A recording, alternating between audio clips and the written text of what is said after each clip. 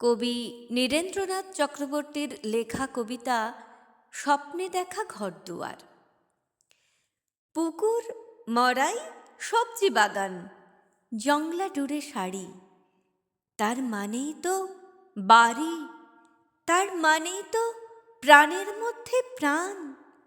নিকিয়ে নেওয়া উঠোনখানি রোদ্দুরে টান টান, ধান খুঁটে খায় চারটে চড়ুই দোলমঞ্চের পাশে। পায়রাগুলো ঘুরে বেড়ায় ঘাসে, বেড়ালটা আড়মোড়া ভাঙছে, কুকুরটা কান খাড়া করে শুনছে কথা বলছে কারা। পূবের সূর্য পশ্চিমে দেয় পাড়ি, দুপুর বেলায় ঘুমের থেকে জেগে উঠছে বাড়ি।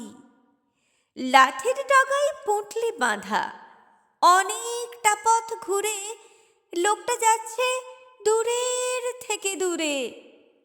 ওর চোখেও কি এমনই একটা বাড়ির স্বপ্ন টানা? ওর মনেও কি গন্ধ ছড়ায় গোপন হাসনো হানা?